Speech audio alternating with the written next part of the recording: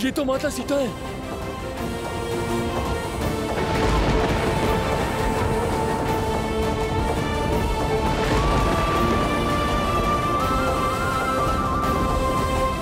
माता? स्वामी!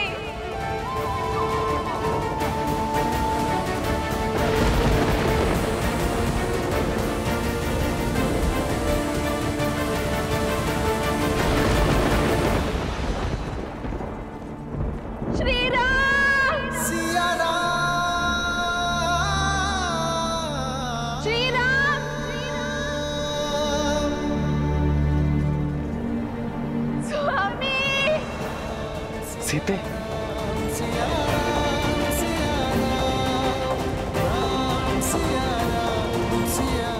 अभी माँ।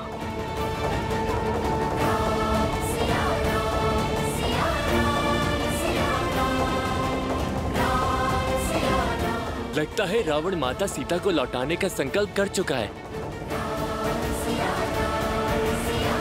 सीते,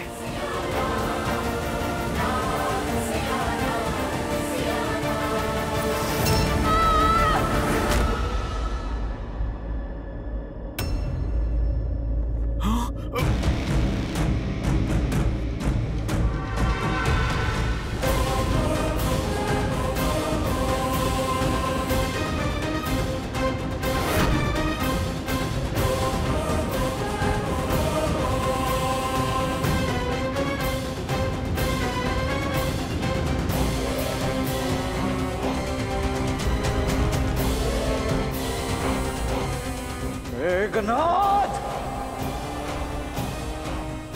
इस समय तुम्हें उत्तर देने का नहीं है, तुम्हारे भ्राता श्री को संदेश देने का है। राम, देखो, अपने पिताश्री की ओर से मैं तुम्हारे लिए उपहार लेकर आया हूं। इसी की आस थी ना तुम्हें, इसी के लिए वानरों को इकट्ठा किया, इसी के लिए सागर पार किया, इसी के लिए लंका को जलाया और इसी के लिए मेरे अनुजों और काकाश्री की हत्या की तुमने। किंतु मेरे पिताश्री का हृदय बहुत उदार है। उन्हें लगा कि अब तक बहुत मूल्य चुका दिया तुमने, इसलिए इसे तुम्हें लौटा देना चाहिए। तो कहो राम, क्या तुम सज्ज हो अपनी सीता को स्वीकारने के लिए?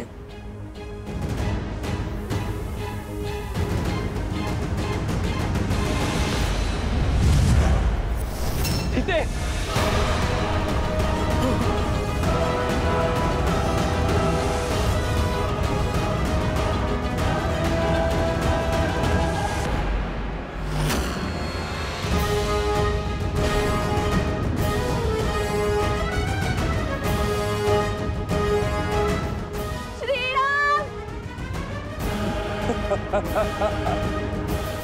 इतने से भयभीत हो गए तो फिर सीता के संहार का दंश कैसे सहोगे राम?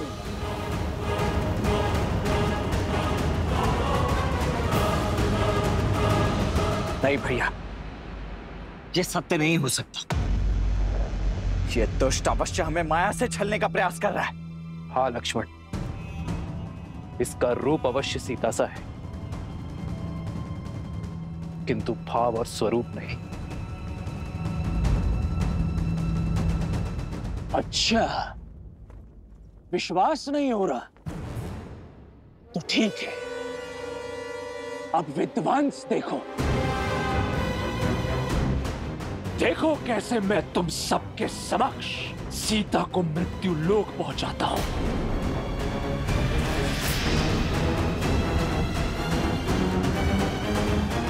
मैं आप ही की सीता हूँ श्री राम।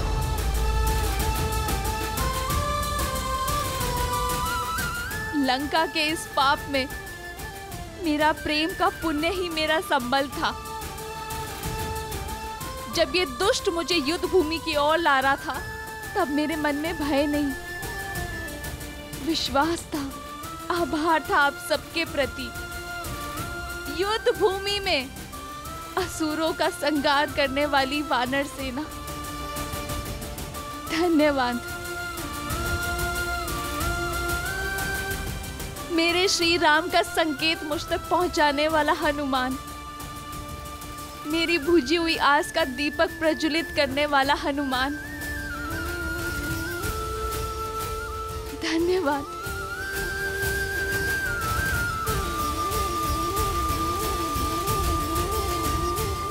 मुझे भाभी से अधिक माँ मानने वाले, दिन रात मेरी सेवा करने वाले, मेरी रक्षा के लिए लक्ष्मण रेखा खींचने वाले मेरे लक्ष्मण भैया, मेरी गरिमा पर हुए आक्रमण का उत्तर देने के लिए धन्यवाद। हबीबा, विश्वास की हर डोर टूट सकती है, किंतु मेरे श्री राम से आस की डोर कभी नहीं। वनवास में पग पग पर मेरा ध्यान देने वाले, मेरी इच्छा पूर्ति के लिए स्वर्ण मृग तक का आखेट करने वाले, मेरे साथ के लिए सागर पर सेतु बनाकर यहाँ आने वाले, मेरा मन, मेरा तन, मेरे प्राण, मेरे श्री राम, धन्यवाद। सीते,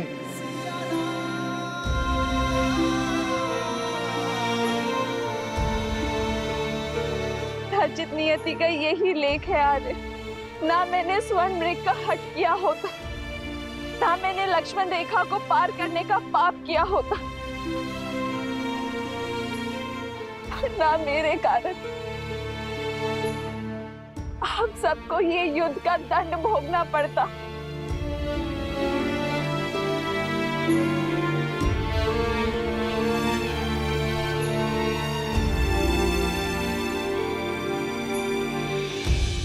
मुझे वन में भी महलों का सुख देने के लिए धन्यवाद श्री राम। वनवास को भी वैकुंठवास बनाने के लिए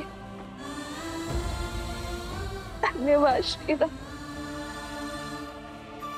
हर बाधा से लड़ यहाँ तक आने के लिए धन्यवाद श्री राम। अपने अंतिम दर्शन का लाभ देने के लिए धन्यवाद श्री राम।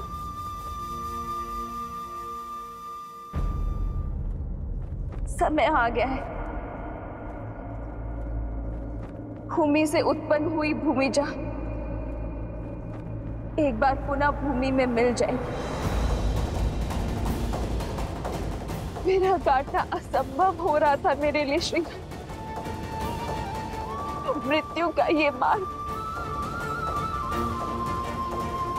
मेरा उद्धार है। नहीं सीते,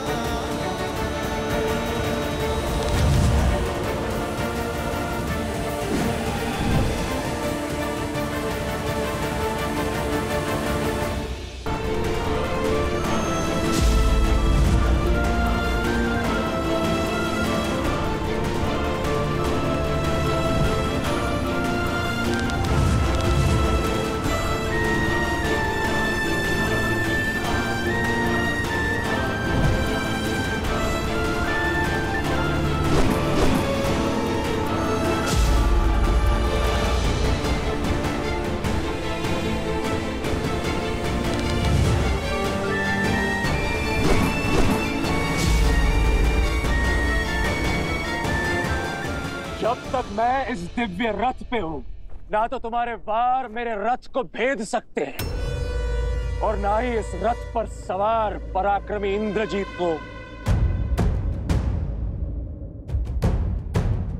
इन्हें पराक्रम का साथ होता है, वो नीचता का हाथ नहीं थामते मेघनाथ। एक स्त्री के गर्दन पर शस्त्र रखने के बाद इंद्रजीत कहलाने का अधिकार भी खो चुके हो तुम। एक देवी के उपासक को उनके आशीष की शक्ति से एक युक्त योद्धा को एक निहत्थी स्त्री पर बल का प्रयोग करना शोभा नहीं देता। निहत्थी स्त्री मेरी बुआ शूर्पनखा भी थी।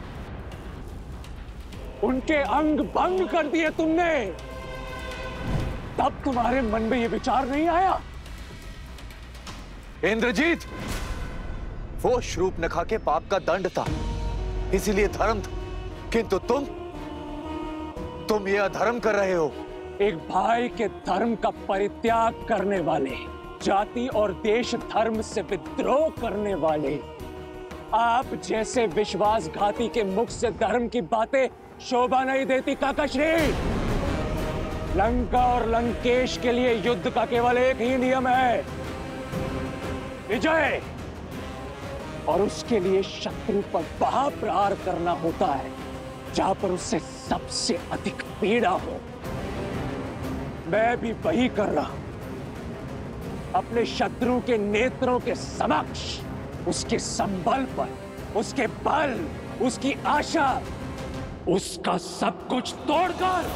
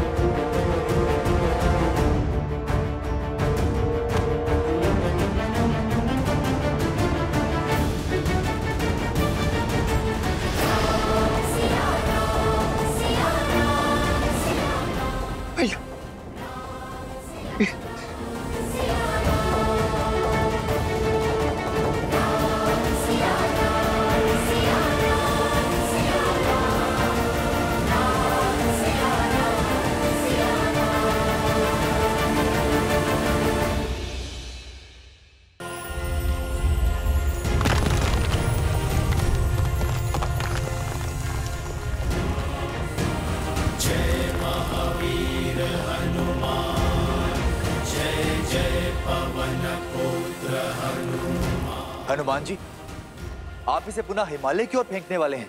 हाँ विभीषण जी, मुझे उस समय जाना पड़ा क्योंकि इसे खोजना था। अब तो वापस भेजना ही है।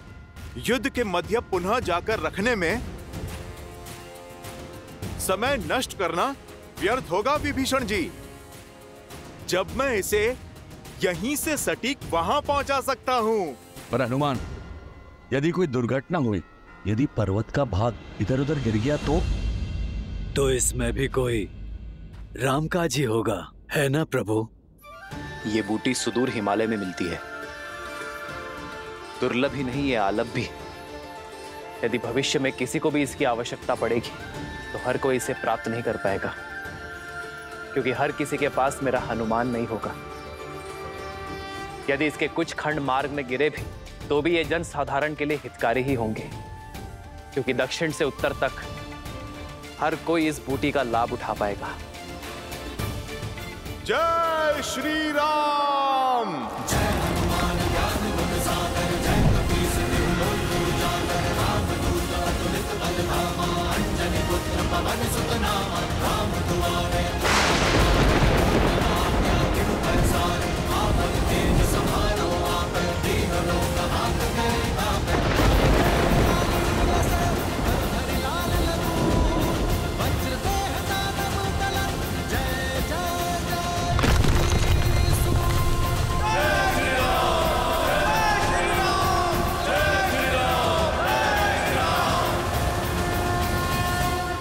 है मेरे राम का आयन। जो प्राणी कार्य करके संतुष्ट हो जाते वो नर कहलाते, और जो कार्य पूर्ण करने के पश्चात भी संसार के कल्याण के लिए प्रयासरत रहते वो नारायण कहलाते। जैसे मेरे प्रभु श्री राम उत्तर से सुदूर दक्षिण तक इस मार्ग पर यात्रा की प्रभु श्री राम, तो इस मार्ग का ऋण हुआ उन पर, जिसे उन्होंने चुका दिया। यही तो महानता होती है महापुरुषों की। जिस मार्ग पर भी चलते हैं वहां अपने पीछे अपने चिन्ह, अपने प्रतीक, अपनी ऊर्जा और संसार का कल्याण छोड़ जाते हैं।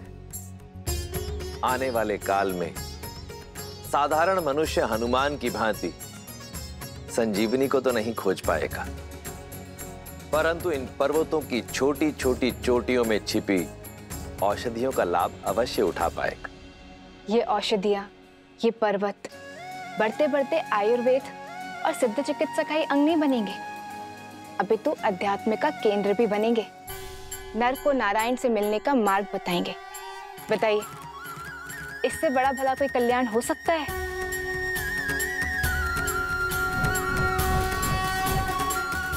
इस पर्वत ने तो नया रूप धर लिया, किंतु पर्वत से हट रखने वाले रावण के मन का कायाकल्प हो पाएगा क्या? जब कोई धर्म और नियति के विरुद्ध युद्ध लड़ता है, जब कोई प्राणी मर्यादा की सीमा तोड़ने को आतुर हो जाता है, तो उसके कर्म और परिणाम दोनों भयावह हो जाते हैं, जिसका उदाहरण है रावण के कर्म। रावण के कर्म अक्षम्य हैं और उनका परिणाम उसके लिए घातक सिद्ध होगा।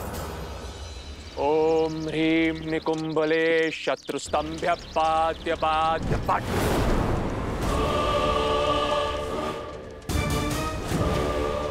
ओम ह्रीं निकुंभले शत्रुस्तंभ्य पाद्य पाद्य पट।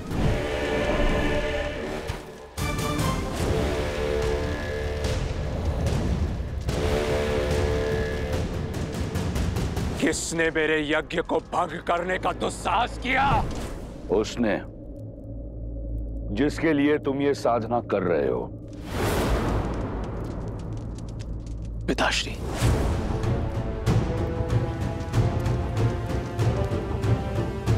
आप यहां सब कुशल तो है ना?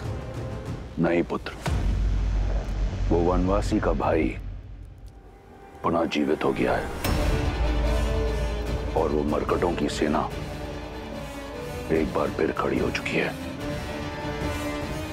असंभव है ये। शक्ति अस्त्र का काट उन्होंने खोज कैसे लिया? उन्होंने क्या किया, कैसे किया, इससे कोई अंतर नहीं पड़ता। अंतर अब इससे पड़ता है कि अब आगे हम क्या करेंगे। आदेश दीजिए पिताश्री। समय आ गया है। भावनाओं के भवंडर में फंसे राम के समक्ष सीता को ले जाया जाए, जिसके उपरांत क्या? जिसके उपरांत राम के समक्ष तुम सीता का शीश उसके धड़ से अलग कर देना।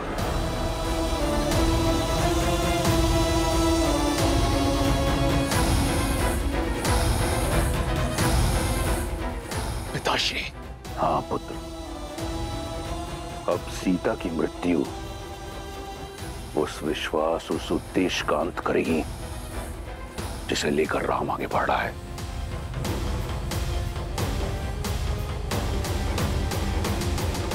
भोर से पूर्व रात्रि अधिक अंधकारमयी हो जाती है और वो अंधकारमयी रात्रि हनुमान के कारण शेष हुई। परंतु अब भी हर पल कठिन होता जाएगा। हमें अपना शौर्य उगते सूर्य के तेज की भांति प्रतिपल बढ़ाना होगा। जितना शौर्य दिखाया है उससे अधिक साहस दिखाना होगा। ये हार रावण के सम्मान पर प्रतिघात है, जिसका उत्तर वो क्रोध और क्रूरता के साथ देगा। मेरे वानर वीरों, सज्ज रहना, क्योंकि किसी भी क्षण अनिष्ट हो सकता है। सभी सेनापति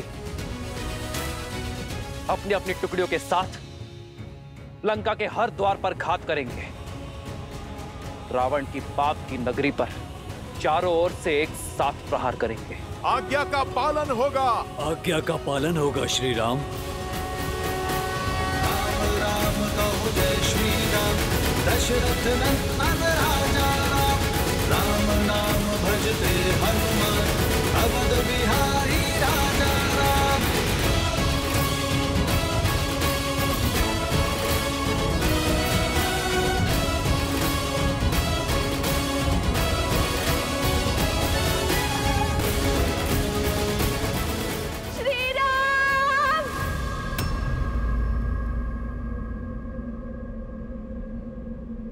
श्री राम!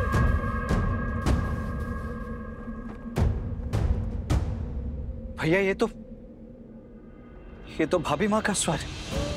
हाँ।